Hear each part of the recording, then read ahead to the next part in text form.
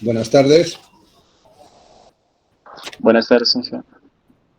Buenas tardes, señor. Buenas tardes, Bien, señor. vamos a continuar. Y tenemos que hoy aprender la transmisión por correas. Habíamos terminado con jinetes y vamos por la transmisión por correas. Dice, ¿qué es una transmisión por correa? Dice, la transmisión por correa se basa en un elemento flexible que transmite velocidad de rotación entre dos ejes o más que se encuentran separados a una distancia relativamente grande. Entonces, las correas sirven para transmitir movimiento rotacional en ejes, ya sea entre dos ejes o entre más ejes, pero a una distancia relativamente grande. ¿Qué significa? Relativo significa en relación al tamaño de la máquina. Por ejemplo, relativamente grande, arriba de 50 centímetros ya es relativamente grande, ¿no? A 10 centímetros es demasiado pequeña. Bueno, arriba de 50 centímetros o de 500 milímetros ya se considera una distancia relativamente grande.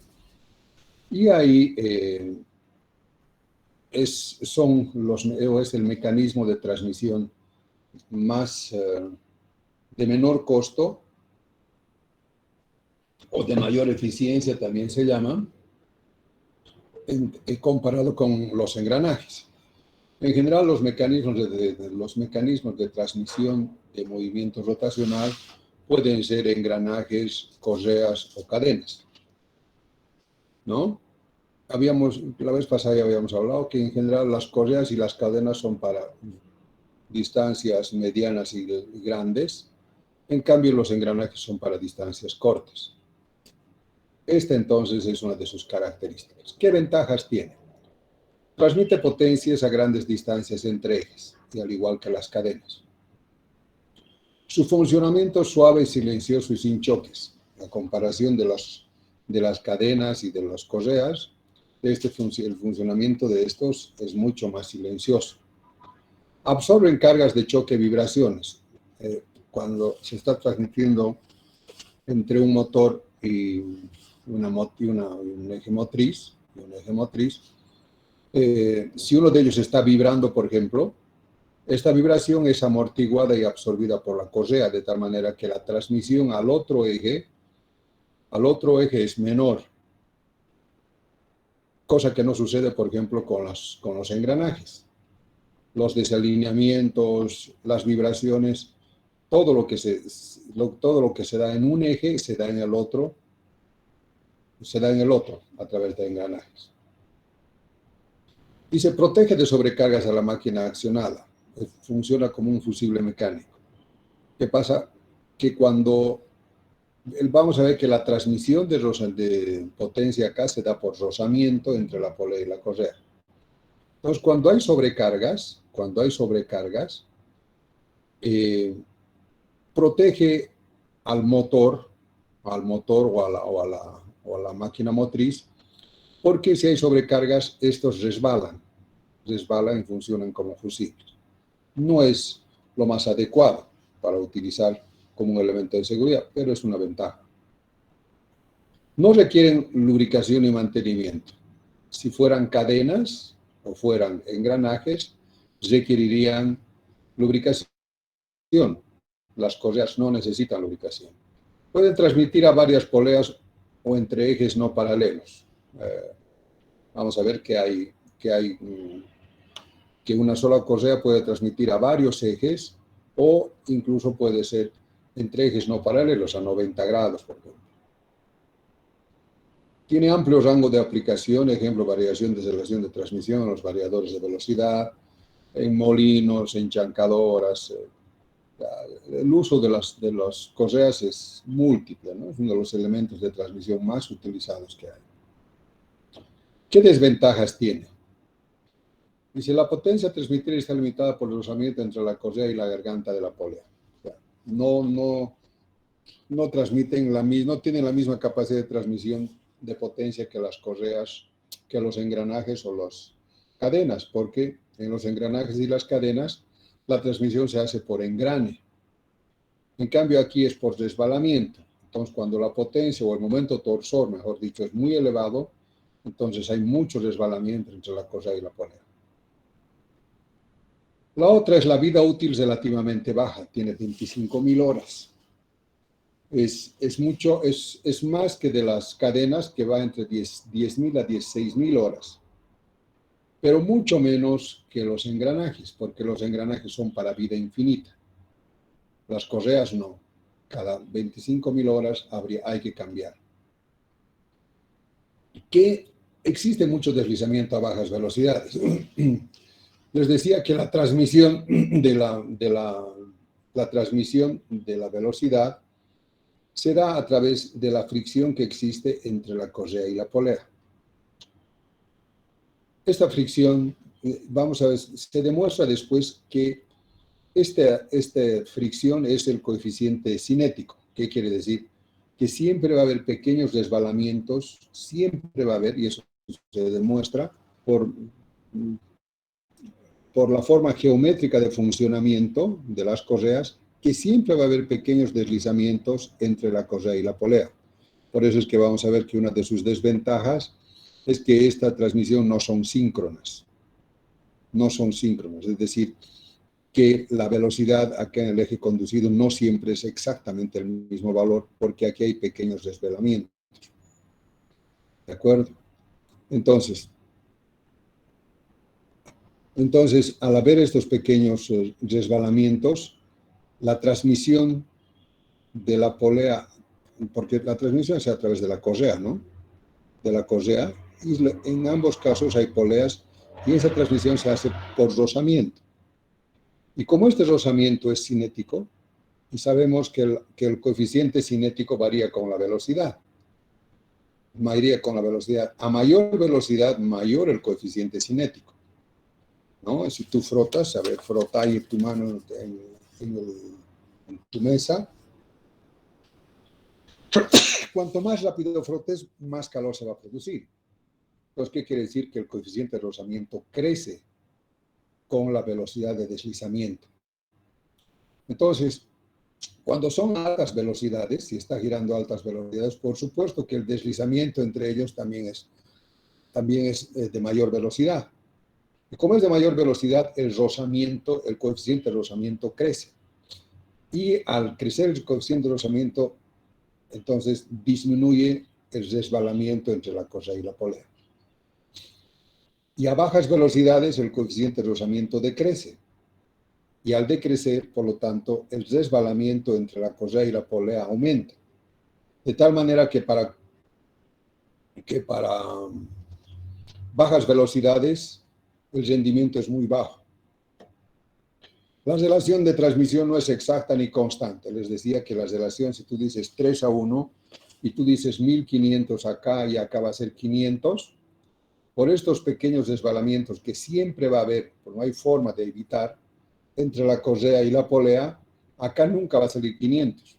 Va a ser 490, 498, 495, etc. Nunca se va a mantener la relación de velocidades entre estos dos exacta.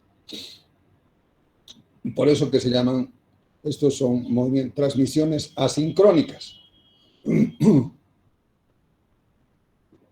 Asincrónica. Quiere decir que si tú le pones aquí una raya y aquí otra raya, una raya, digamos, acá, cuando tú hagas girar, nunca van a coincidir exactamente esa raya con esa raya. Siempre va a ser un poquito más acá, un poquito más allá. Nunca van a ser sincrónicas.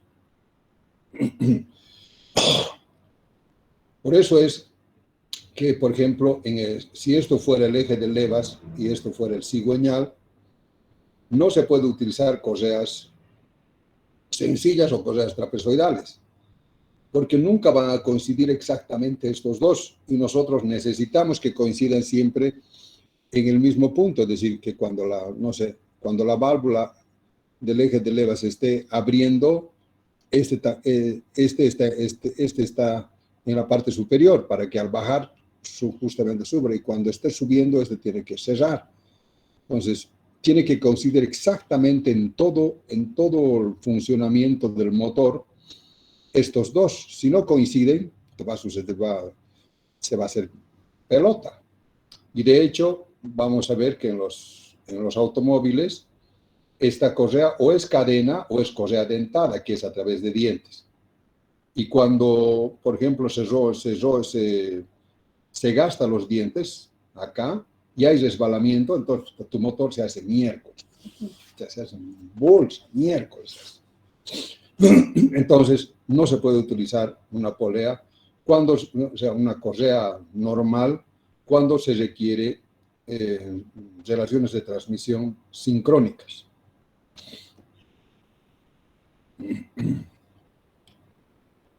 Entonces, grandes dimensiones, no admite suciedad, polvo, grasa, aceite, humedad o temperaturas altas. En las motos, ustedes han visto que cuando están corriendo, ahí en las cadenas se mete polvo, arena, barro, etc. Y la cadena sigue funcionando. En una correa no. En una correa, si se mete suciedad, polvo, grasa, etcétera, etcétera, su vida útil disminuye enormemente. ¿De acuerdo? Bueno, aquí hay una comparación con otros mecanismos de transmisión. Por ejemplo, aquí tenemos ruedas de fricción, engranajes rectos, correas planas, correas trapezoidales, correas síncronas y cadenas. Bueno, primero veremos qué son cada una. Después lo llevamos a... ¿Cómo se clasifican las correas? Tenemos las correas planas, que como su nombre indica son delgadas y anchas. Y la polea también es plana. Luego tenemos las correas trapezoidales, ¿no? Su sección es trapezoidal, que puede ser como estas ranuradas o de alma llena.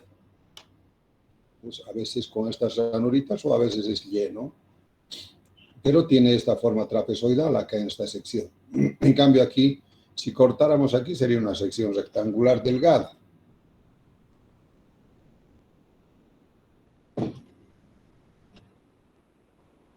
Luego tenemos correas múltiples. Estas son correas sencillas que pueden utilizarse varias correas, 5 correas, pero cada una es independiente de la otra. En cambio, esta no es como una sola correa con varios canales. A eso se llaman correas múltiples. Luego tenemos las redondas, que tienen esta forma circular la sección. Tenemos las correas dentadas, que no son estas, ni tampoco son trapezoidales. Estas son ranuradas. Las poleas para esto no son dentadas. Para esto sí son dentadas, porque fíjate que primero no son trapezoidales, son de esta forma, planas, tipo más o menos planas aquí con dientes. Estos son dientes. Entonces la polea también tiene dientes, porque la transmisión se hace por forma y no por fricción. Estas son correas hexagonales, que no son otra cosa que se llama doble trapezoidal también. Solo que tiene a ambos lados, a un lado trapecio y al otro lado también. Vamos a ver qué se utilizan para cambiar dirección del movimiento. Y tenemos las eslabonadas, que son como las correas planas, solo que son por eslabones, así, eslabones, como las cadenas más o menos, ¿no? Que se puede alargar o se puede acortar colocando eslabones. Estos eslabones. ¿De acuerdo? Bien. ¿Alguna pregunta hasta acá?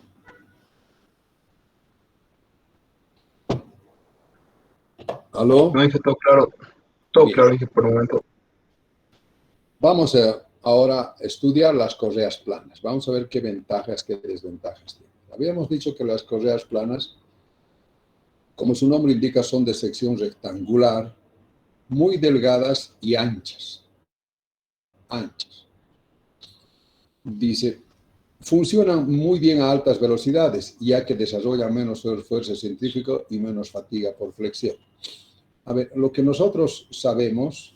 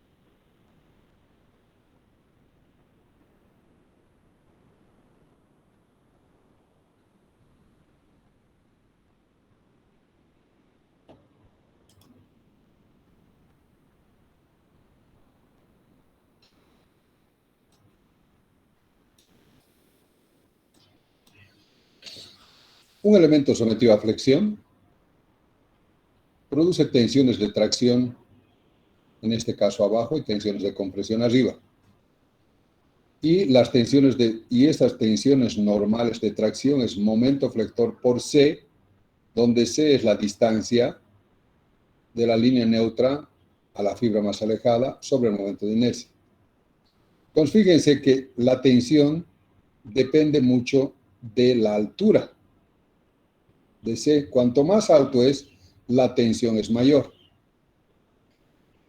En este caso, como son delgados, como son de espesor muy delgado, entonces el C es muy pequeño. Al ser C muy pequeño, entonces la tensión debido a la flexión acá es muy pequeña. ¿De acuerdo? Ahora bien, cuando estamos sometiendo a flexión, les decía, aquí hay tracción y aquí hay compresión y aquí hay tracción. Lo mismo cuando estamos doblando acá o acá, cuando doblamos, aquí afuera se da tracción y adentro se da compresión. Cuando viene acá, se da pura tracción.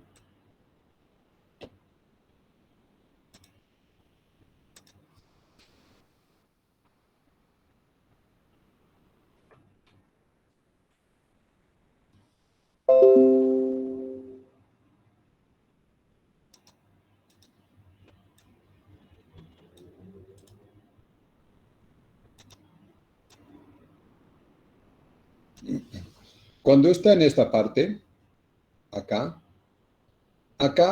se da tracción pura. Entonces va a ser P por A y la tracción va a ser constante en toda la sección. Entonces, si nos fijamos la parte interior, ¿qué va a pasar? Va a pasar de compresión a tracción, otra vez compresión, tracción, compresión, tracción. ¿No? El elemento interior, en cambio el de afuera va a estar aquí a tracción, aquí afuera tracción, tracción, tracción, tracción. Entonces, el elemento interior va a estar sometido a fatiga, porque va a estar a compresión y a tracción. Compresión, tracción, compresión, tracción. Pero debido a que el C es muy pequeño, esas tensiones, debido a la flexión, van a ser muy pequeñas, esa tensión de compresión va a ser muy pequeña.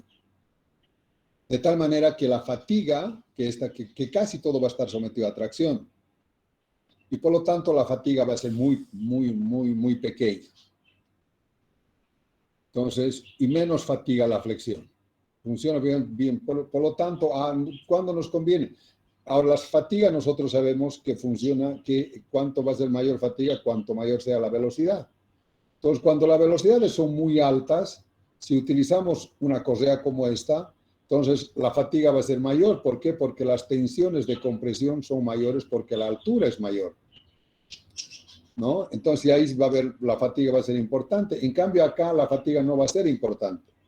De tal manera que cuando son altas velocidades, nos conviene utilizar correas planas. ¿Se entendió? Sí,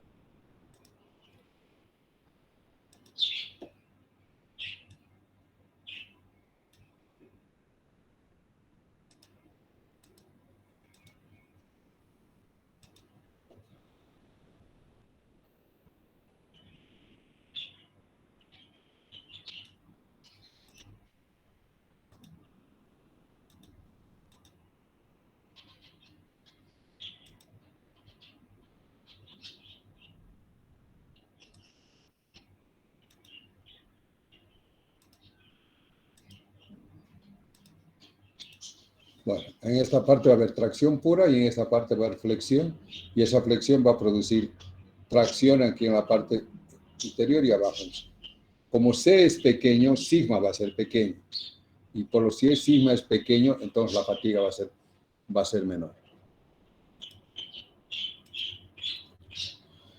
Bueno, puede transmitir altas potencias con grandes distancias entre dentros porque su alma puede ser fabricado en hilos de acero. Este tiene un alma y tiene una superficie. Se puede fabricar en mallas de acero por adentro y forrados con algún material adhesivo, ¿no? Adherente. Entonces, pueden soportar, pueden transmitir grandes potencias, dice hasta 370 kilovatios. Ahora, soportan diámetros más pequeños ¿por qué soportan diámetros más pequeños? Debido a dos factores. Debido a que por una parte son más flexibles, al ser más de menor espesor pueden doblarse más fácilmente, ¿no? Más fácilmente. Y segundo, porque la capacidad de transmisión de una correa es proporcional, mejor dicho, al área de rozamiento que tiene correa con la polea. Entonces, en este caso, si bien el arco es pequeño, aquí, por ejemplo, tenemos un arco grande, ¿no? Por más que la correa sea delgadita, si tú tienes un arco grande, tienes una superficie grande de rozamiento.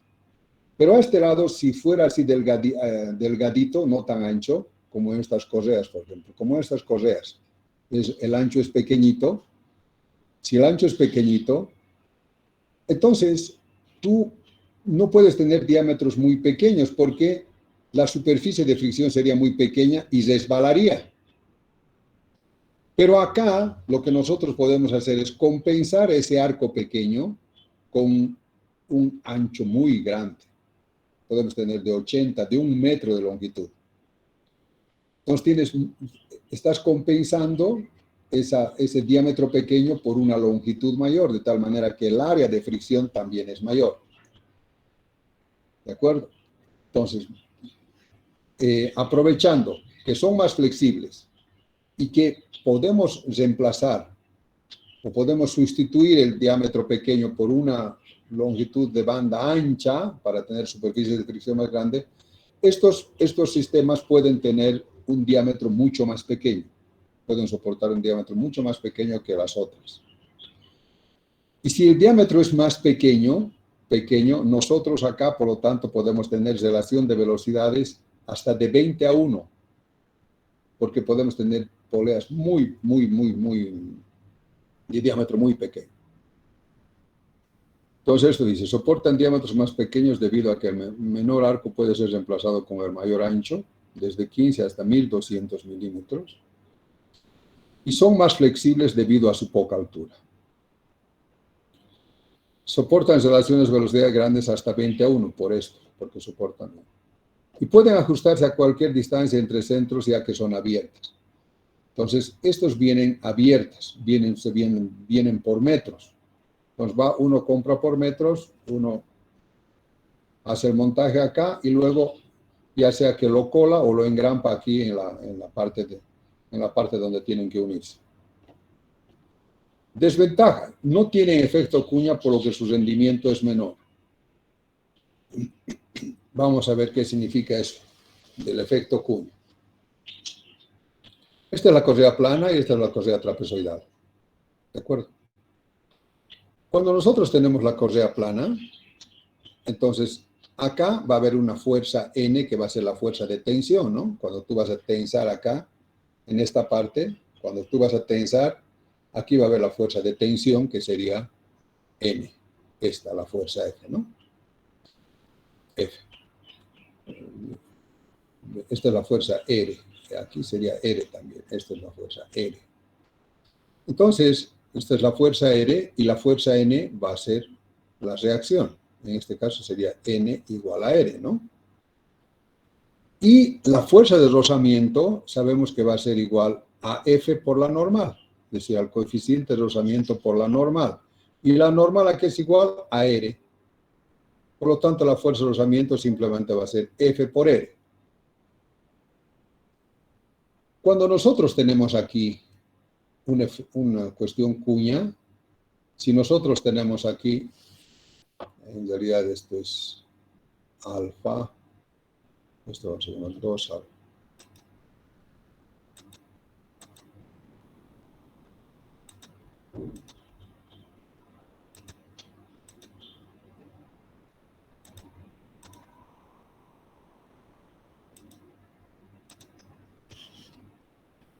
Dos, insertar símbolo.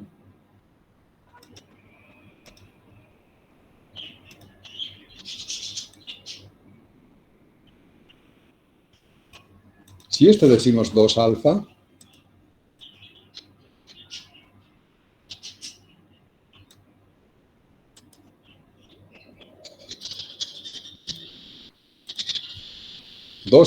entonces alfa sería la mitad. Si este es alfa la mitad, si aquí es alfa, aquí sería alfa, entonces entre la normal y esto sería también alfa. Y nosotros tenemos acá la fuerza de rozamiento y aquí tenemos R. Entonces la fuerza de rozamiento aquí va a ser igual. N va a ser la normal al trapecio, ¿no? La normal al trapecio. ¿Y la normal a qué va a ser igual? Va a ser igual a R, este R sería aquí, a R sobre seno de alfa. Y FR, que también va a ser mu por N, pero este FR va a ser mayor que este FR. ¿Por qué? Porque N, en este caso, N es igual a R. En cambio, en este caso, N es igual a R sobre seno de alfa. Como seno de alfa siempre es menor a 1, entonces significa que N es mayor que R. N es mayor que R. ¿Qué significa? Que esta fuerza de rozamiento es mayor que esta fuerza de rozamiento. De tal manera que la fuerza de rozamiento en 1 es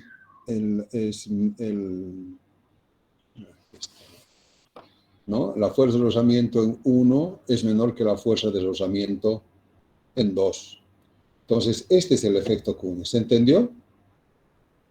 Entonces, esa es la desventaja. No tiene efecto Cuña. Por lo tanto, su rendimiento es menor.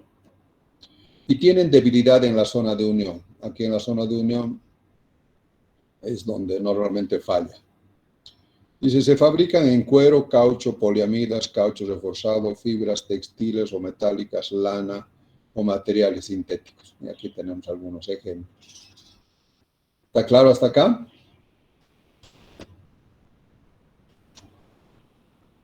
¿Aló? Inge, una pregunta. Sí. En lo que estaba mostrando acerca de la fuerza del rozamiento, Mm. ¿qué significaba F, perdón? Esa F minúscula que está al lado de la N. FR. No, en la ecuación de FR dice N por F. Es el coeficiente de rozamiento, ¿no? Ah, ya, ok. La fuerza de rozamiento es mu o F por N, ¿no? Coeficiente de rozamiento.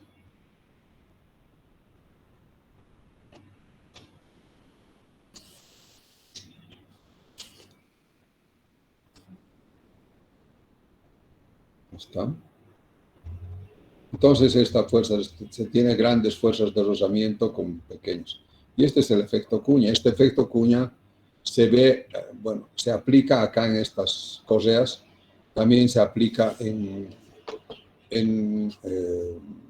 los mandrinos, en los madrinos de los tornos, en los contrapuntos de los tornos, en el mandrino de los taladros, ¿no? Se le mete ahí, se han dado cuenta que es cónico, ¿no? Se le empuja y con pequeñas fuerzas axiales se logra grandes fuerzas de rozamiento. También hemos visto en las chavetas de efecto Cuña, también chavetas de Cuña, y así. Entonces el efecto Cuña se utiliza en varios elementos de máquinas. ¿De acuerdo? Que básicamente es el hecho de que el efecto Cuña lo que hace es generar grandes fuerzas de rozamiento con pequeñas fuerzas, en este caso serían axiales.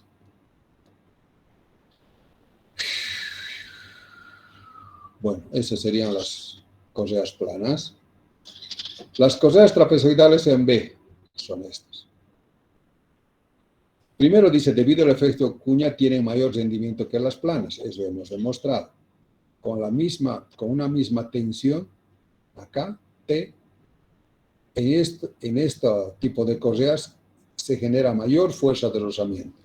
Y si hay mayor fuerza de rozamiento, mayor capacidad de transmisión. Y la otra ventaja es que al ser cerradas, estas son cerradas, ya no son abiertas, no tienen puntos débiles en la unión. Desventajas. No soportan diámetros muy pequeños por la altura que le da poca flexibilidad. O sea, ya no soportan diámetros tan pequeños como las planas porque ya son de mayor altura. Por lo tanto, la relación de velocidades es máxima hasta de 6 a 1. En el otro era hasta 20 a 1. No se ajustan a cualquier distancia porque son cerradas. Y tiene menor velocidad, tiene menor velocidad que las planas. ¿Por qué? Porque hay más fatiga. Aquí, más bien este se recomienda para altas velocidades, entre 30 a 45 metros por segundo. En cambio, estos debe ser menor a 30 metros por segundo, porque si no, hay fatiga. ¿Por qué va a haber fatiga? Aquí la fatiga es mayor porque la altura es mayor. Y si la altura es mayor, el sigma de compresión es mayor. Entonces, va a ir pasando de tracción a compresión, de tracción a compresión, y por lo tanto la fatiga va a ser mayor. Y si es a alta velocidad, no va a durar. Aquí vamos a tratar de buscar.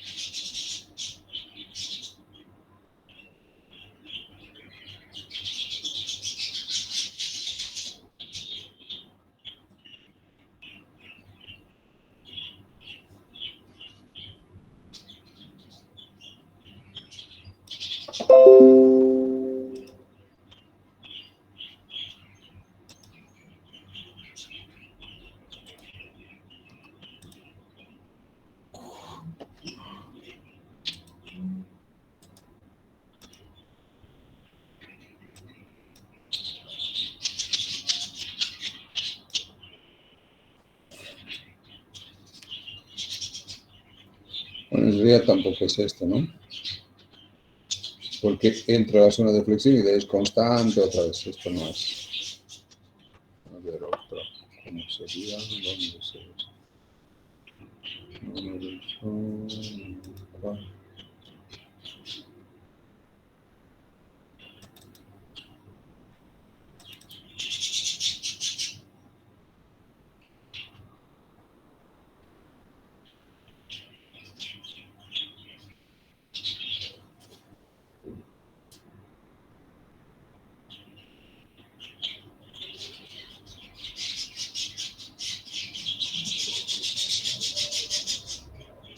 No, tengo que dibujar.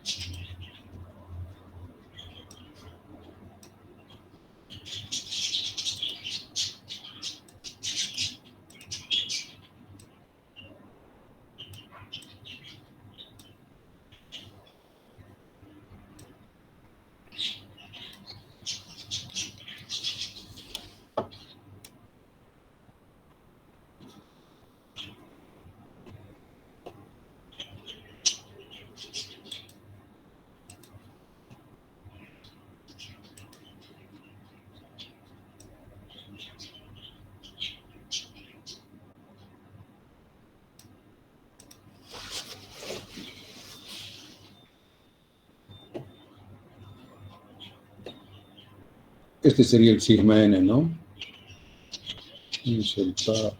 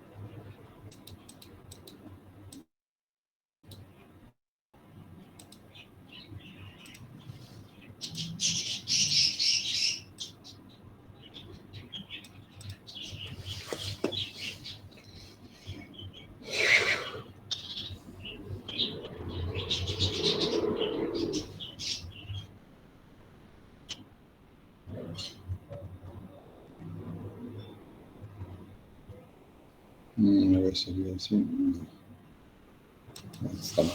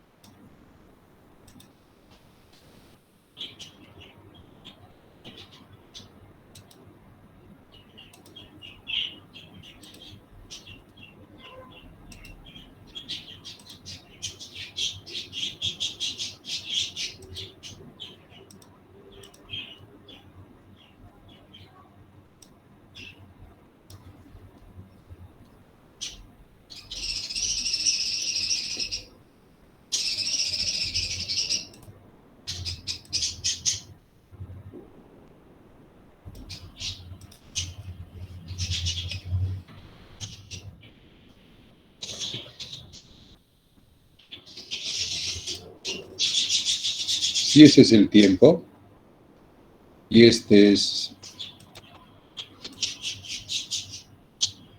sería el sigma de tracción. Este sigma de tracción es el que va a estar así. Entonces, si nosotros vemos la parte interior, está yendo tracción, tracción, tracción. Cuando llega a esta parte, lo de adentro se comprime hasta que sale. Y nuevamente es tracción. Tracción. ¿De acuerdo? Entonces eso produce fatiga.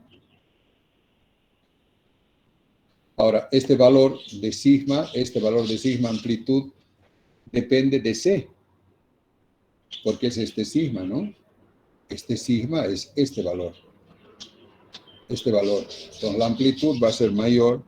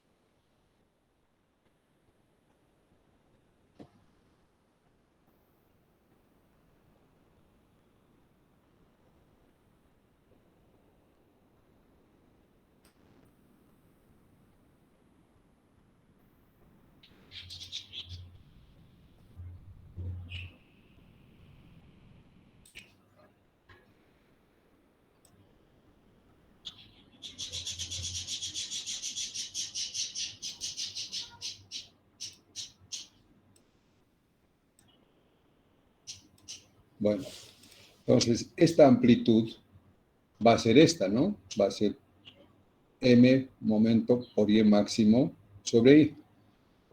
Y este y que es el espesor de esto. Cuanto sea mayor el espesor, el sigma de amplitud va a ser mayor, por lo tanto la fatiga va a ser mayor. Cuanto más angosto sea, esto va a ser más pequeño y por lo tanto la fatiga va a ser menor. ¿Se entendió? Entonces acá va a haber mayor o menor fatiga.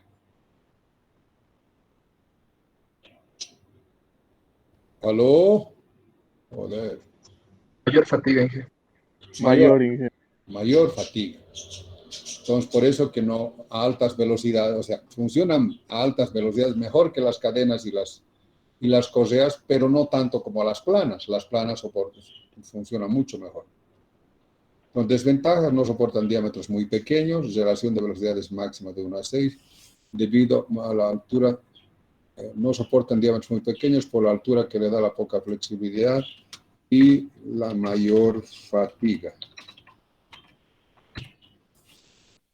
Relación máxima de velocidad de 6 a 1 no se ajustan a cualquier distancia, menor velocidad que las planas. Son los de mayor uso industrial.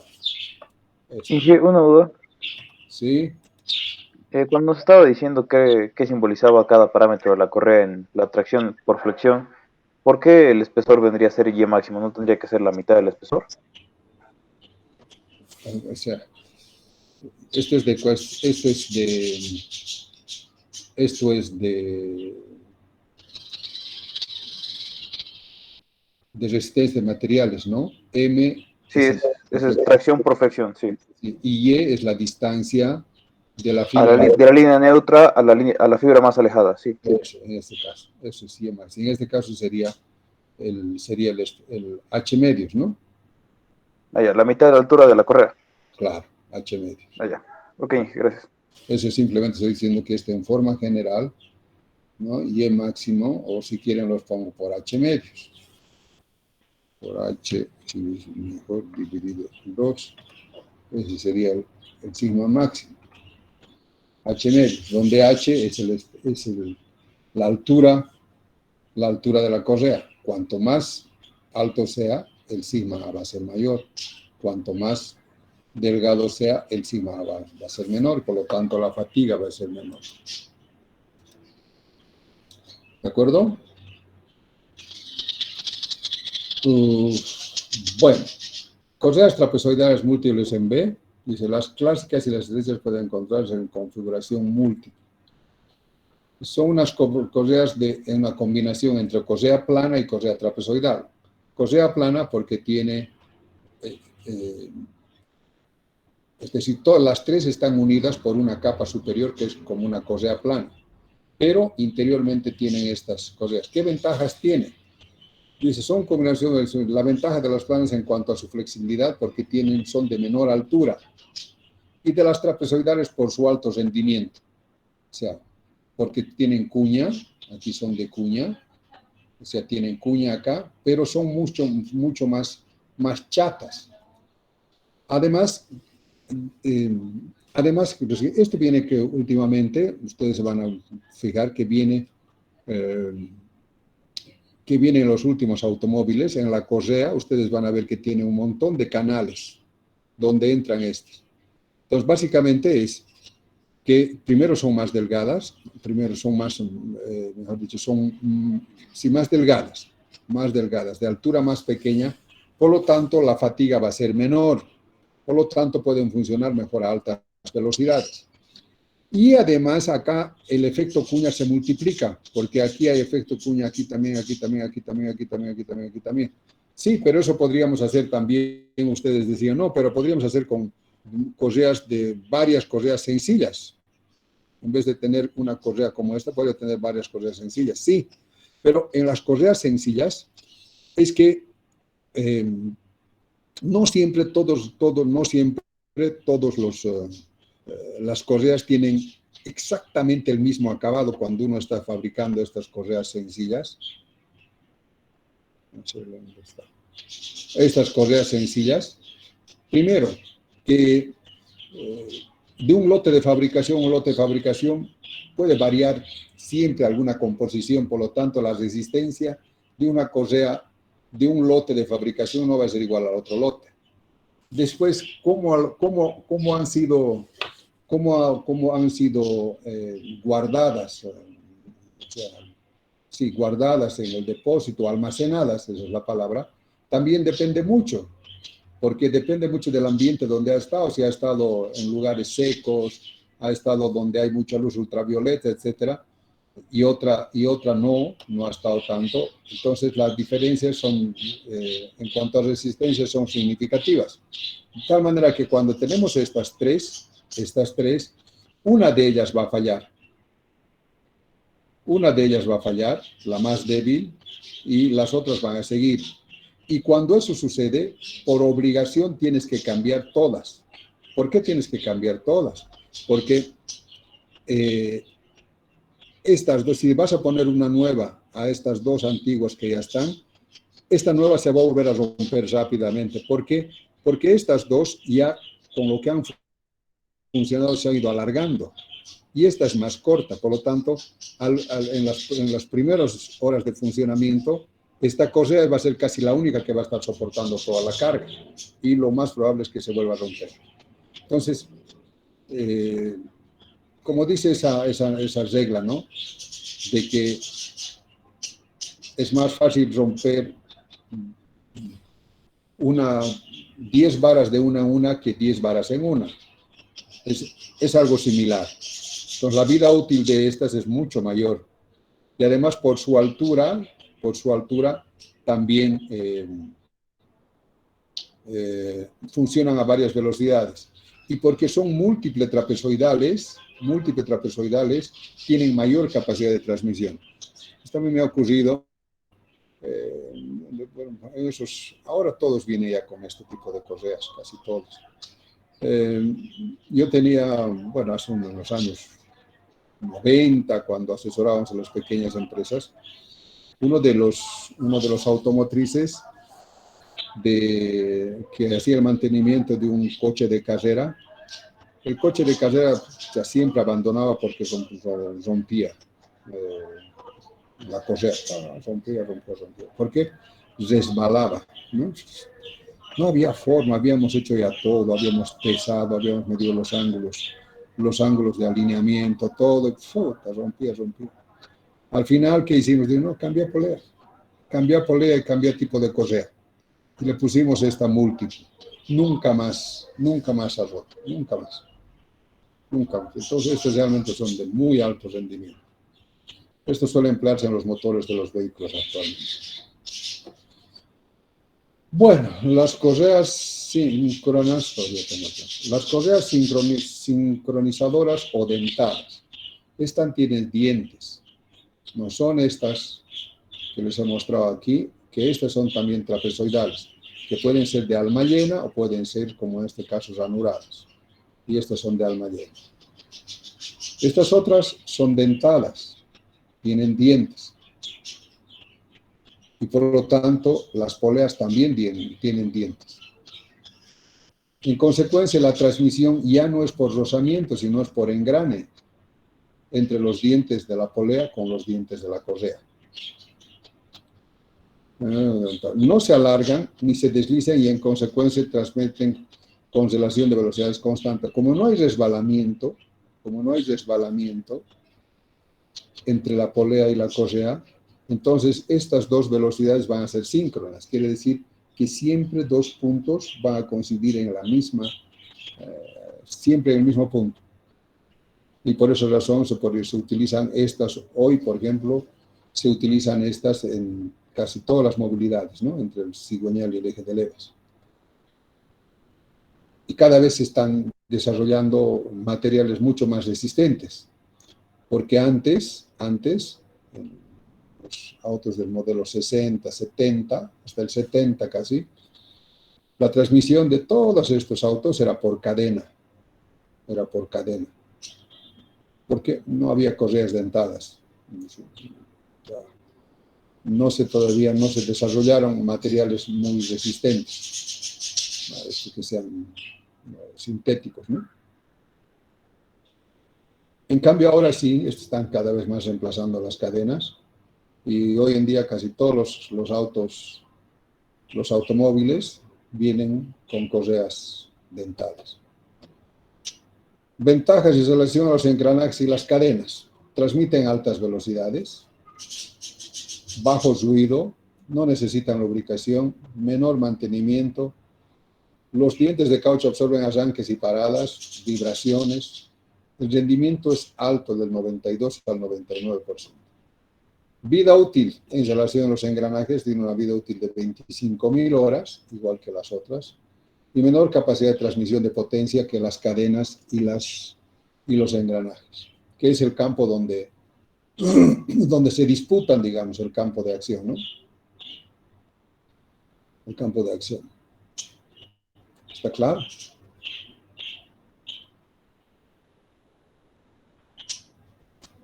Bueno, ahí vamos a quedar. Tengo clases posteriormente. ¿Está claro hasta acá? Sí, que se entiende. Bueno, ahí quedamos entonces. Chau, chau. Luego, Inge. Chau, chau. Hasta luego, Inge, gracias. Chau, chau, chau.